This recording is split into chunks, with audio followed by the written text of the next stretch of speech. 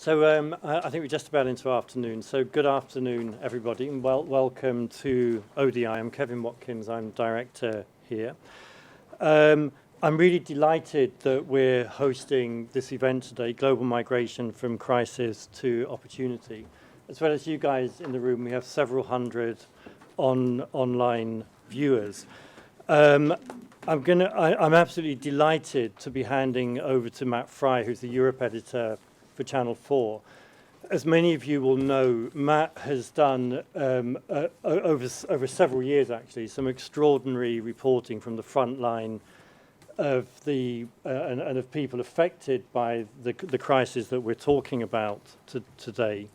We're also very lucky to have Peter Sutherland with us. It does strike me that there's a sense in which good policy is ultimately the product of two things, which is evidence and values. And it's hard to think of any area in which current approaches to policy in the European Union are less driven by evidence and more driven by prejudice, and do more to violate the principles and the values that I think most of us hold dear, and that people like Peter has been such an eloquent spokesperson for over many years. So with that, Matt, I'd like to pass over to you, if I may, and I'm very much looking forward to the comments. Thank you very much, Kevin. It's great to be here. Before I introduce the speakers, just a bit of housekeeping. Please follow this event on Twitter. Very important these days, and I think it is at ODI Dev #Global Challenges. And I think it should be on the screen behind me. There it is, somewhere. Is that? Yeah. Oh, good. Excellent. So, anyway, yes, migration and refugees has kept me very busy in the last year. And in fact, I started covering this story in the 90s when I was based in Rome as the BBC's radio correspondent there. And I remember being on a boat with the Guardia di Finanza, the Italian financial police, who, as one of their jobs, was to chase migrants heading across the Adriatic. And we were trying to find these boats, and we were promised by the Guardia di Finanza that they would capture one of these dinghies and introduce us to the migrants, and we would have our story. And they cooked us a fantastic meal on the ship, and we didn't find a single migrant because, as they admitted in the morning, our boat isn't as fast as the dinghies used by the people traffickers. But the people coming across in vast numbers then, large numbers, not vast numbers, were Chinese leather workers heading to the leather factories in Prati, which is near Florence, in Tuscany, making the handbags that we can't afford, which I thought was fascinating. It was pure economic migration, but from the other side of the world. What we've had in the last year, of course, as everyone knows, is of an entirely different and more dramatic nature. And it is astonishing. I mean, the sheer numbers coming across, how they come across, the enumeration of individual life stories and tragedies that you simply cannot fathom when you look at the statistics. But it is a numbers game. It's a numbers game for the migrants, for the people traffickers, for people trying to stop them. It's a numbers game for the politicians. And if you had told me a year ago, when I think the German government first mooted that 800,000 might be coming to Germany, which I thought was vastly exaggerated, that this would be surpassed and the number would be more 1.1 million, I would have thought you were crazy. I just thought that was impossible that many people could come over. But they did. And as someone who is German by birth, I was immensely proud to see scenes of migrants getting applauded at Munich train station. I thought this is a great moment for my country. And then, of course, things went sour. And I think, as someone who kind of covers Europe a lot, from Brexit to the politics of Eastern Europe, this is a huge moment of peril, I think, for the European Union.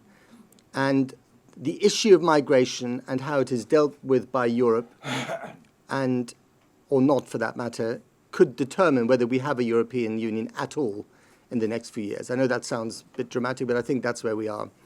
So it's enormously important.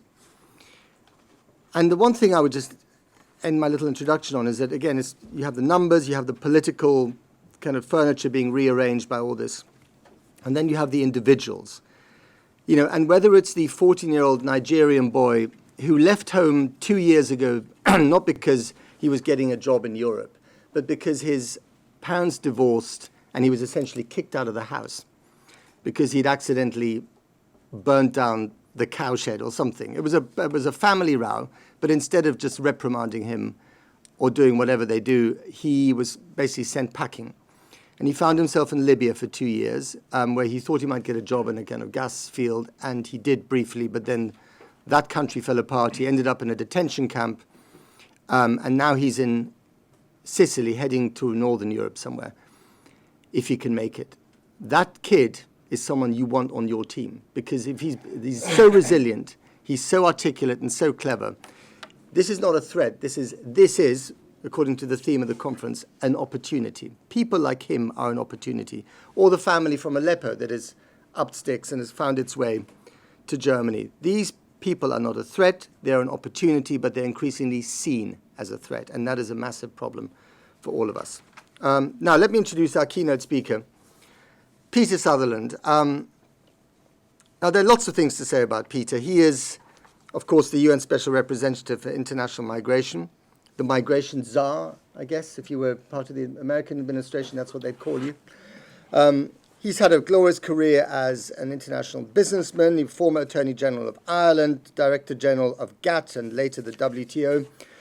But what I particularly like about you, Peter, is that you have incurred, as the best of us have, the wrath of that great newspaper, the Daily Mail. And I will just quote something that the Daily Mail said about you, and it is a compliment in my book, Peter.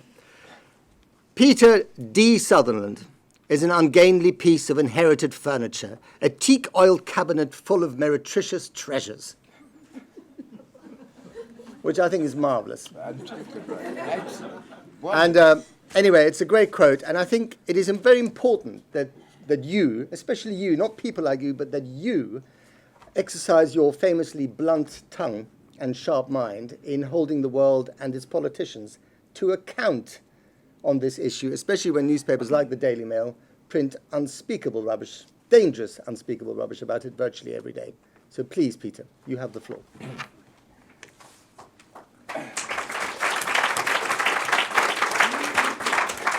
Well, this antique piece of rubbish has a number of tendencies, one of which is to speak at excessive length. But don't blame me, it's my nationality. It automatically follows with all Irishmen, I think, that we say too much. But in this particular subject, I feel a particular passion for a number of reasons, which many of you, I hope, share. But many in the broader audience in this country in particular, and I say that advisedly, do not share.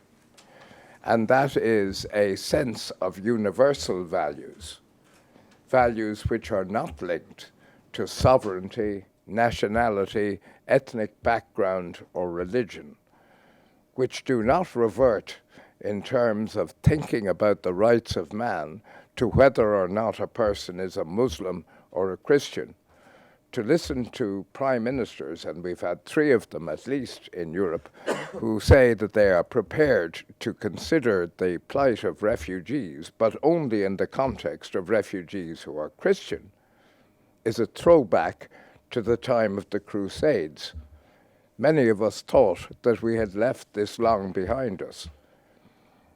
Many of us thought that the more recent expressions of extreme nationalism, which divided our continent and saw some of the greatest abominations in global history, which was based on nationalism, had hoped that we were rejecting that type of thinking forevermore when the Charter of the United Nations was created and when the European Union, which to me is a noble project, was created as well, both of which are based upon principles which transcend nationality and which are not linked to where you come from or what religion you practice.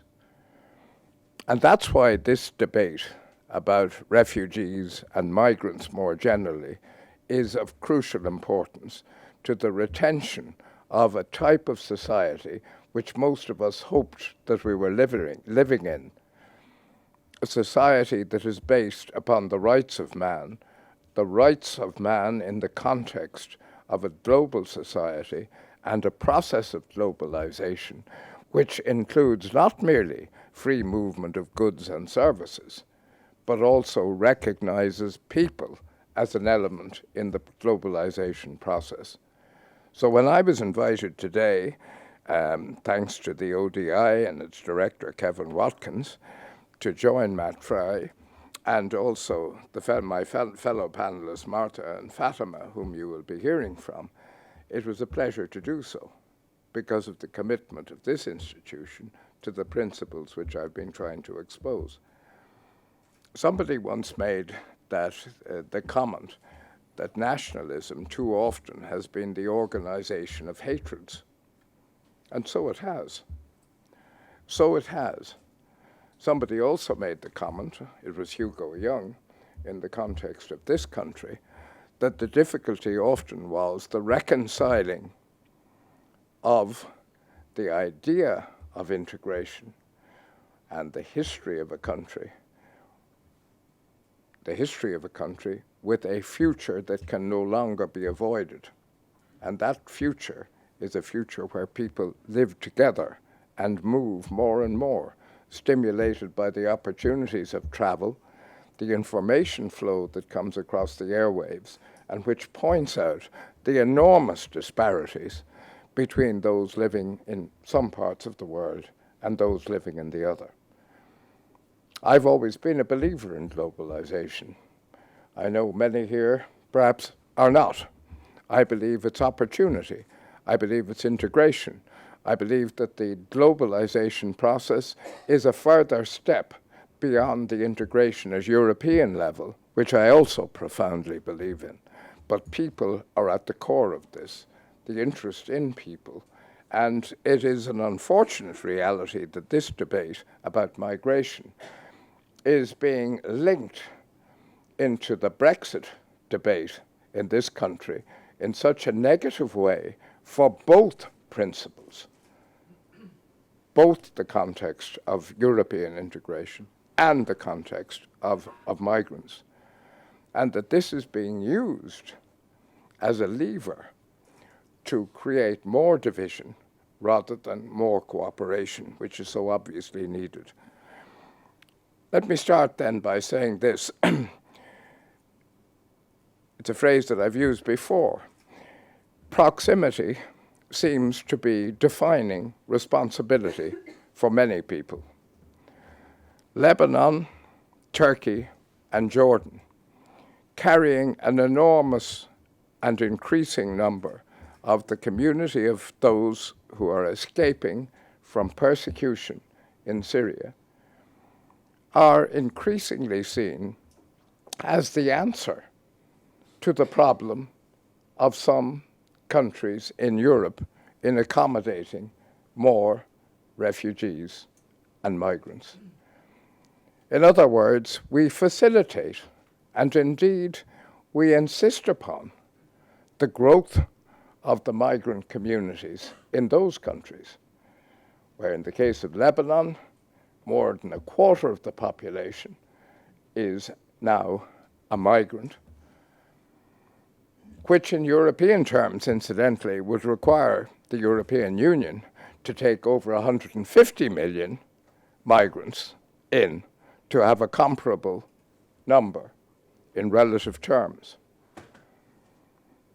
Or take Turkey, with whom negotiations are now being pursued to facilitate the retention in Turkey of more migrants, and this being in some way paid for by Europe, that this is money that is paid for the purpose of retaining migrants in Turkey. There are already 2.6 million, and last weekend we saw a nadir in the problems of Syria with the bombings of Aleppo and the huge numbers that we can now anticipate, and we don't have to anticipate them because they're standing, many of them, at the border of Turkey. And our answer in Europe, because of our divisions, has been, let them be stopped in Turkey. Let us pay Turkey let them be kept in Turkey. Or the 665,000 that are in Jordan, in a country which has economic distress and high unemployment. Let them stay there. And the unspoken or increasingly spoken reason for this is, well, those countries are Islamic and they're nearer. But we don't even stop there. Proximity defines responsibility, apparently, within the European Union. Why is it that Greece has to become a vast refugee camp? That we facilitate and indeed create razor wire fences right up through the Balkans, that we preclude the movement of those who come from Turkey, originally from Syria, into Greece. We say Greece is not protecting its border. What should Greece be doing? Pushing people off the beaches back into the sea? This is a country which we all know has gone through a dire economic emergency. What do we do? Do we want these people to try to walk up through the razor wire fences through the Balkans, to freeze in rivers in the Balkans, or to lie on beaches in Greece, or to push them back out to sea? And we know already that we've had 250 or 300 drownings. They're happening by the day, so I'm not up to date with the statistics this year between Turkey and Greece. I mean, there are only a couple of alternatives here. To those who say, and I get constant abuse on the subject, they say, we don't want them. It's not our responsibility. Let them stay somewhere else. Well, the question then has to be asked of those who say it. What are you suggesting should be done with these people? Push them back out in the boats? As I said, create a huge camp in Greece with barbed wire fences around it so they can't travel? Send them back? Inconceivable and contrary to both law, morality, and the Convention of 1951, and so on. There's only one other alternative. And the only other alternative is welcome them. Those who've tried suffer political distress. Mrs. Merkel, whom I had the pleasure of standing beside in Malta in the group photograph of, I don't know how I was elevated to the front row, but there I was beside her, and I was able to whisper in her ear, "You're a hero." And she said, "Why?" And I said, "Because you've expressed a moral vision that has a political price." And that's what she's done. 800,000 to 1 million in 1 year. Compare the figures with elsewhere. I needn't express the view as to where elsewhere is, but it's not very far away in one instance. These are the realities of the situation. How can Europe mitigate the crisis? What should the rest of the world do? Well, first of all, it's not a European crisis alone. It's a responsibility which is global. Some, the Americans included, have begun to make substantial offers for resettlement from outside Europe. Others, hopefully, will be lining up. We have a series of conferences this year. The Syria conference, for which the British government should receive commendation, was a great success, in my opinion. The amount of money raised, over 10 billion, was more than many people expected. It was good in many of its ideas, including opening up trading opportunities and so on. It is part of a process which will be useful and good. It did bring together leaders who expressed constructive views, including the Turkish Prime Minister, who, for those who haven't heard him, has said, we are not going to stop people who really need to come across our borders. We are going to continue to welcome them. And he also said that we're giving work permits to refugees and migrants who join us in Turkey. Why don't others do the same thing? So we have that. Then we have the humanitarian conference coming up in Istanbul. We have on the 30th of that's in May and March. Before that, we have a pledging conference for resettlement in Geneva.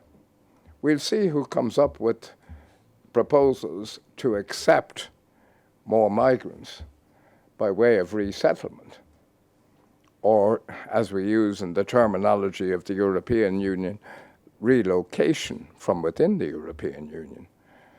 The very disappointing response of some member states, and no response at all from some others, to the European relocation plan put up bravely, in my opinion, by the European Commission, has been appalling. It's failed, as a result of which Schengen is on the verge of collapse.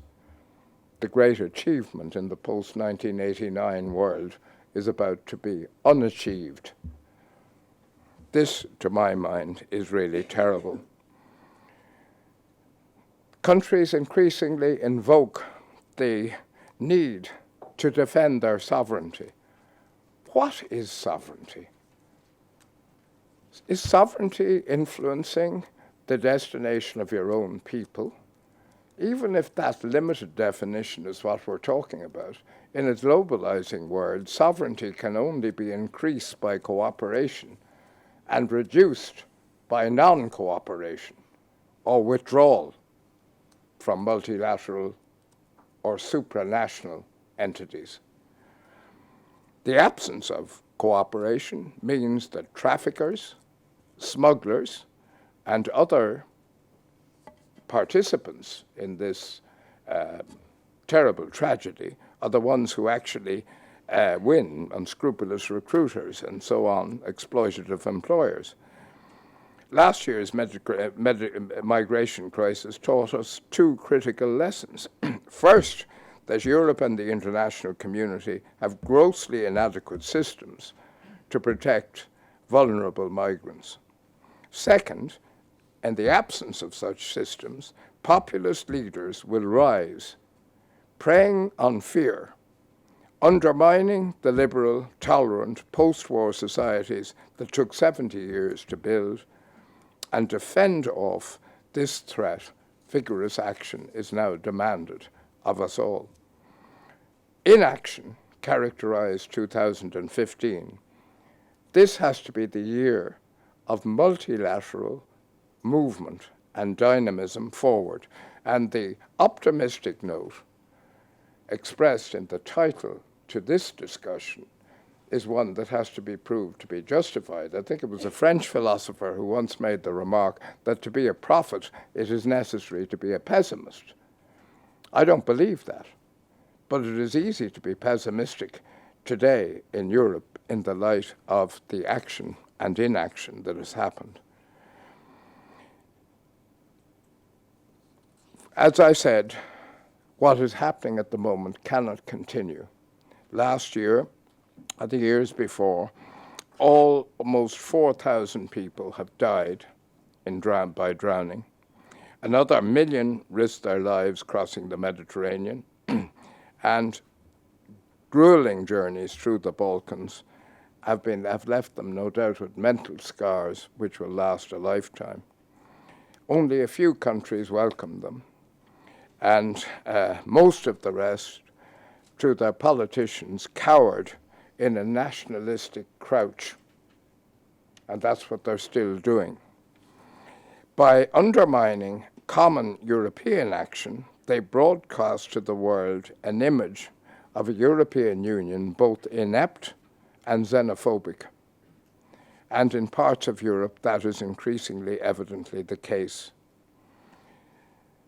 Europe's program to process the million refugees who arrived on its shores succeeded in relocating a total of 300.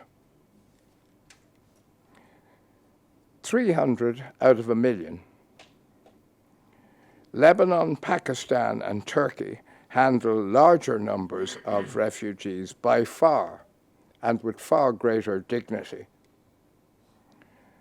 The Orbáns and the Trumps seize on this paralysis to sell a nationalistic vision to fearful publics, promising to protect them from penniless families fleeing from a terrible war. Many barred their doors to Muslims, and in the case of Denmark and Switzerland, even seized the few valuables that people brought with them. They were abetted by some leaders who have refused to use facts in defense of refugees or migrants, failed, as Matt pointed out, to put the positive arguments. The US, for an example, taking the issue of terrorism, has resettled almost 800,000 refugees since 9/11, not a single one of whom committed an act of terror. So where's the evidence? In part as a result, far-right forces are now in first place in once liberal countries and threatening others in the European Union. Their success is pulling almost all the mainstream parties in Europe to the right.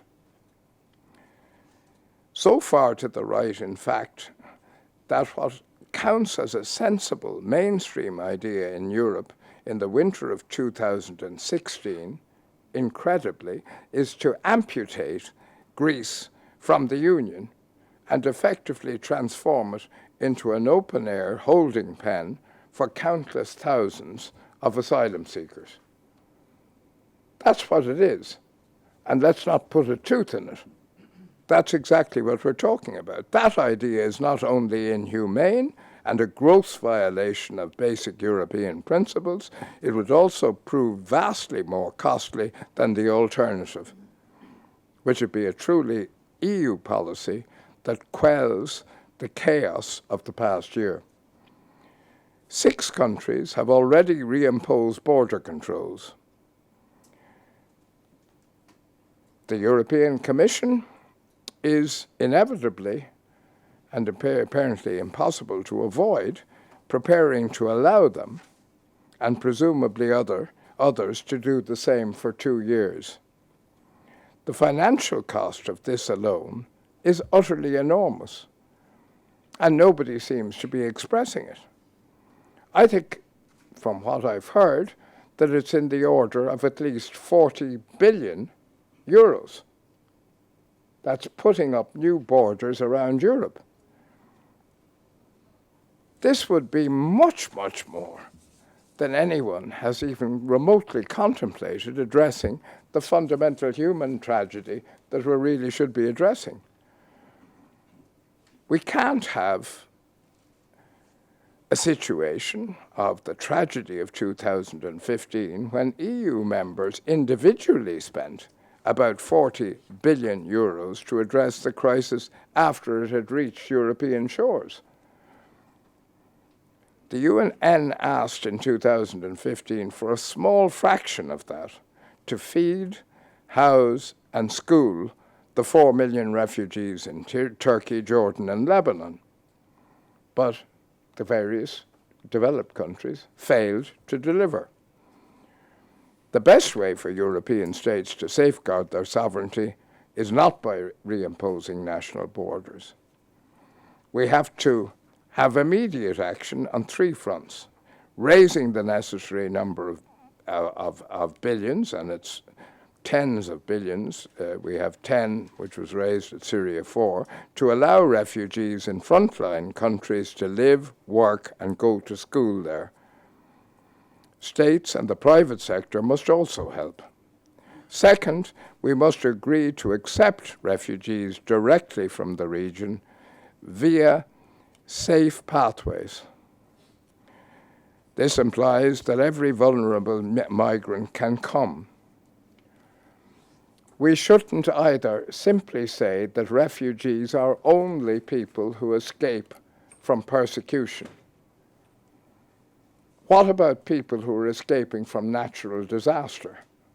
Are they to be ignored under the general statement issued by some prime ministers that all economic migrants should be sent back?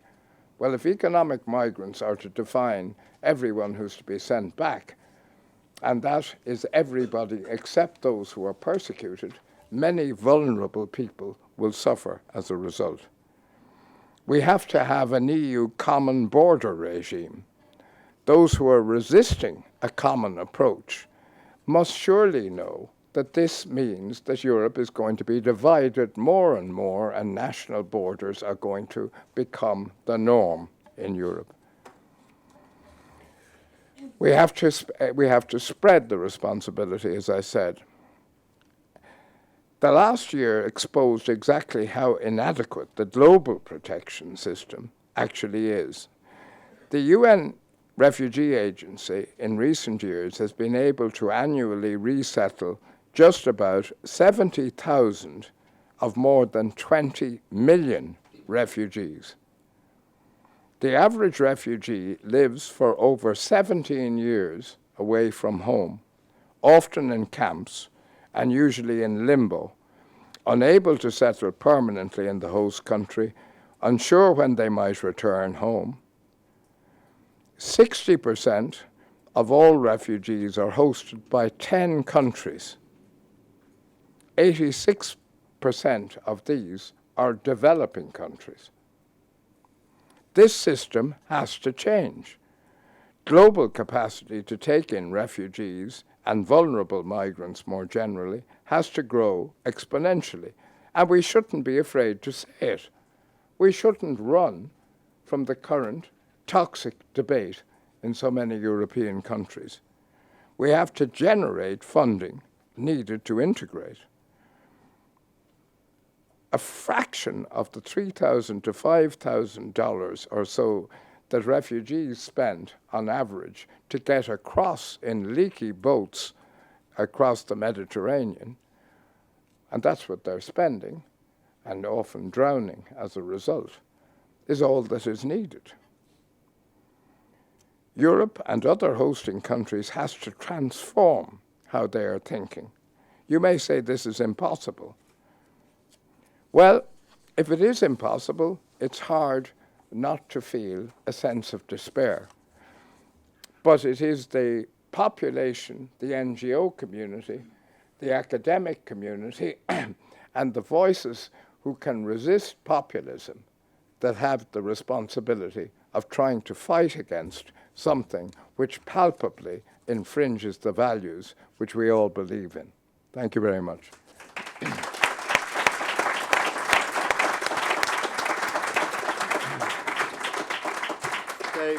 Very good, Peter. Thank you very much. Some great lines in there, which I may have to steal, and I'll try and credit you whenever I can. They're very, very trenchant stuff. Now, let me welcome our next speaker, Fatumo Farah. She's the director of the Somalia diaspora organization, Hirda, in the Netherlands, and she's going to tell us about her experiences. Please. Thank you very much. I have to say we're very proud to have Peter actually on this issue, migration and development. I'm also a refugee from Somalia. I've been a refugee in 7 years, and then I became Dutch citizen. You know what is happening in the Netherlands now. The xenophobia is so high. So you said refugees are opportunity instead of threat, actually. So what I say is, what I'm going to say is about the perspective of the civil society. I've been working at a Dutch organization who are working a contribution of the diaspora to the development, but also discrimination against the migrant and refugees. What we have seen is that refugees are, for example, where I'm from, seen as a threat. There is a lot of anti-refugees. People are resisting even to host, actually. The camps are closing. There is a lot of things that we cannot stand, actually, we cannot see. What we have to do is, and I'm advocating, civil society has to be part of this issue. and we are advocating that civil society has to be integrated for the consultation of the refugee issues and migration issues, which is not actually the space of the civil society is shrinking, and we are advocating that this has to come actually. And what is going on? Well, I am also one of the IC International Steering Committees, and we have organized a GFMD this year in Turkey. We have points that we are advocating, and that is protecting of the children and women actually, refugees actually, and what we see is like that most of refugees are women and children. They need to have a protection actually in the countries that they are. And also xenophobia is going on now in the Netherlands and also other countries, and you know how the refugees are treating now is so bad. When I come back to the refugees are opportunity instead of threat, you know that the diaspora is sending almost 16 times more than development aid. And what we said is that is opportunity, that we have to tap up these things, not to see the negative things. And when we see the refugees coming to Europe is less than 20% than the refugees staying in the countries, IDPs, for example, or the country like other countries and not coming to Europe. So what I see is like we have to tap up the opportunity of the refugees, and I'm also saying that civil society has to take a role to play with this issue, which is not actually, when I see in the Netherlands, there is no more civil society and especially migrant organizations who are taking the role to show the people what is the added value of the refugees coming. The refugees from Syria, for example, they are professionals. They have a lot of, knowledge that you can use in the country, because we need people who can work and have skills to work. So those people has to get the opportunity to contribute the new country. But the other side, internationally, we are advocating that the root causes of the migration has to be tackled on. Because if there is instability, if there is conflict, people are coming from their country. So what we say as a civil society is we can tackle this problem too, hosting the refugees that we have in a dignity manner. And the other way is that we have to also focus where are the root causes of this migration, the instability of the countries, in Somalia, in Sudan, in Syria, you name it. There is still conflict going on, and the people are coming out. If we are not focused those issues, the refugees are coming, and the problem is still there. So we have to go to two places, and first the root cause of refugees, and the other side is to host those refugees in dignity matter. What I say is like responding migrant, and now we have SDGs now coming on, and SDGs we need to also, now is the beginning of the SDGs, and we have to include these SDGs of migrant issues and the indicators of the migration issue, but also mobility of the refugees and migrants who are going to work. Those are the things that we have to tackle on, and my advocacy is let us give the civil society a place to advocate, place to do, and the shared responsibility. It is not only, Peter said, it is not only the migrant crisis or refugee crisis, it's not European, it is internationally, but also civil society and migrant organization has to take their responsibility to do something for this issue. But we have to get this space. And I said, this space is shrinking, and it is more like we are talking about you, but not including. So let us include the civil society and migrant organizations to this issue to have together the solution of these things. The other thing that I'm going to say is like the media. Media is advocating the negative side of the refugees. So we need to have media like Channel 4 or, we have to get some positive aspect of the refugees coming to the country, and what are the contributions of those refugees. If we didn't get this all of Europe and only broadcast the negative aspect of the refugees, people are getting afraid. They are not welcoming the refugees. When I go back to the time when I came to the Netherlands, it was 1992. I was welcomed very warm, and I cannot forget that feeling. That feeling is not there anymore. People are trash. They are not welcome. They are fear. You know, a lot of things going on, and it's not only in the Netherlands, but there is a lot of country in Europe that refugees are not feeling safe. So how can we get back this feeling? I think we have to have the media who can broadcast the positive aspect of the refugees. And I think that civil society and migrant organizations, diaspora organizations can play a role to do that. Because we know that we have a lot of role models. We can give information to the public. We can contact, and I think that we have to have it. But media has to give us this space also. So we need a lot of actors to work, and Peter say we need cooperation. We cannot do alone. Europe cannot do alone. International organizations cannot do. UN cannot do alone. We need to have inclusive and cooperation together. Because this issue is all of us. All of us. It's not only of Europe, not only of international organizations, not only me, but I think it is international crisis, and we have to cope together. So what I say is we need to space, and we need to have a consultation, and we need to be engaged in this issue for migration and refugee crisis. Thank you. That is my opinion. Thank you. Thank you, Fatma. Thank you very much indeed, Fatima. Now, last speaker, and then we're going to open it up to questions, is Marta Foresti of this parish. She's in charge of migration issues, and there's more than anyone else does in this building about migration, so it's all up to you. I'm sure people in the room know a lot more than I do. I want to take up Peter's challenge that those of us who work on evidence, as we said at the beginning, is a matter of values of evidence. There's a number of us who work on evidence here, have a job to do, and it's a big job to do.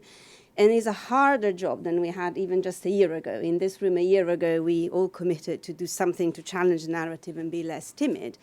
And a year later, the atmosphere is somewhat more somber. You refer to a huge moment of peril and how easy it is to be pessimistic. So we need to change gear, and we need to do something about this narrative that is only going down a spiral of pessimism around the crisis versus the opportunity argument. I want to try with you two ideas to see whether we've got something to offer to this debate and to change gear. These two ideas are based on some reflections over the last year or so of work here at ODI, but also elsewhere, on what we know about the realities of people's movement, which suggests to me that the number games cannot carry on, and we're not going to make enough progress in this debate if we just rely on estimates, for example, on scenarios of flows that aimed at either reassure the fearful public that not as many people are coming, or just create scaremongery about being invaded in the next few months. Similarly, and this is an important reflection for those of us who have worked on the realities of what we know to be economic benefits of people's movements for poverty reduction and for well-being of migrants and of receiving communities, those arguments are not traveling far enough. They're not challenging the fears, the xenophobia, and the reaction that we're seeing in Europe and elsewhere. So what to do? Research that we have conducted and others have conducted suggests that there is a real opportunity now to get to grips with the realities of people's journeys and people's movement. Too much of the current policy reactions, policy designed to do something about migrations are not grounded in this reality. And too much of it does not start with the experiences and decisions that people make, be it refugees or migrants. So I want to try to give you two ideas and see whether they can help. The first has to do with journeys, and the second has to do with decisions. And I'll try to do that through the stories of individuals. So this is Binyam, who's an Eritrean national. Both of my characters are Eritreans, and I think that as we rightly continue to focus on the big urgency of the current in Syria, we should never forget about the persistent movement across Africa towards Europe and the realities of it. So I want to propose to you that we don't understand enough the reality of Binyam's story and his journey to Europe, and that's one of the reasons why the policies are so ineffective at doing something about it. too much of the current knee-jerk reaction to the movement has to do with a false assumption, a myth, that the minute Binyam decides to leave his misery in Eritrea, has in mind to end up in London, where, by the way, he does end up in reality, because this is a character of research that we recently conducted and where he's actually granted asylum in the end. It's not true. And the reality is that Binyam decides to leave, and the first movement he makes is within Eritrea. He goes and works on a farm within the borders of Eritrea, and then he moves on to Sudan. And when it is in Sudan, and when it is in Khartoum, he finds out from friends and family that there are ways forward, that he can attempt a journey further up. And by the time he makes it to Libya, which is a long time after he initially left, if only Libya wasn't in the situation it's on today, if the journey was taken a few years ago, probably that's where Binyam would be today. He would be working in Libya, where he probably had opportunities to fulfill his aspiration. So the idea that if we close the borders up there, that will have a knock-on effect on the original decision of Binyam to live, are just not true. And that's why they don't work. And that's why, if Peter is correct that it's going to cost 40 billion or whatever you just mentioned to put up this fence, it's going to be the biggest waste of money that history has ever seen, because this is just not going to work. Not only that, but because the political realities is that we need to have a conversation about how many people can come to Europe and what do we do, what do we do to make decisions about who's allowed, who's not.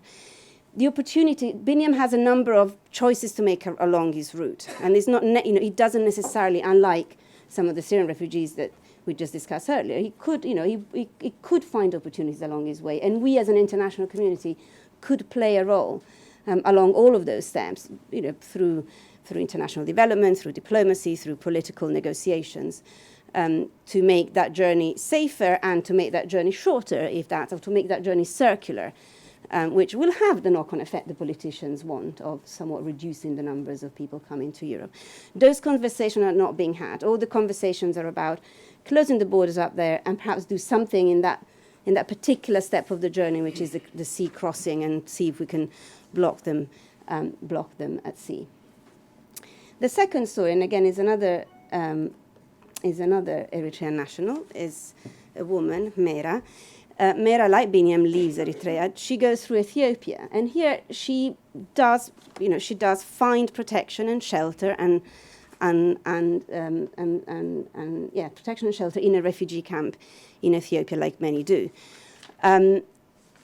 For Mera, the priority of getting protection, and again, Mera is someone who does end up in the UK, and it is granted asylum, so she's a refugee feeling free Eritrea. But the reason why she leaves Ethiopia is because she works out pretty soon that there is no opportunity for her in her camp. She starts to work, she does some hairdressing, earns some money, and then decides that she wants something different, she wants more, and that's what drives her decision to move on. Again, the destination in sight is not the UK. If you read the beautiful comic that we produced to tell the story, you will find out that she goes through a lot more steps before she eventually comes to the UK. And those decisions are informed both by the need of protection and safety, as well as aspiration and the need for a better life for her and for herself and for her family.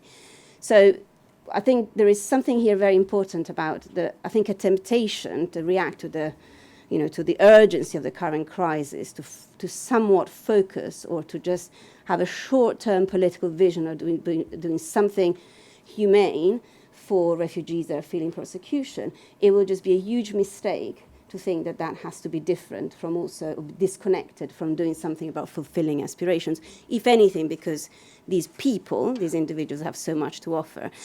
I mean, only at the weekend there was a comment in The Observer, so not the Daily Mail, arguing that a reasonable political calculation will be that if we want to do something about the refugees crisis in Europe, we need to get tougher about economic migration.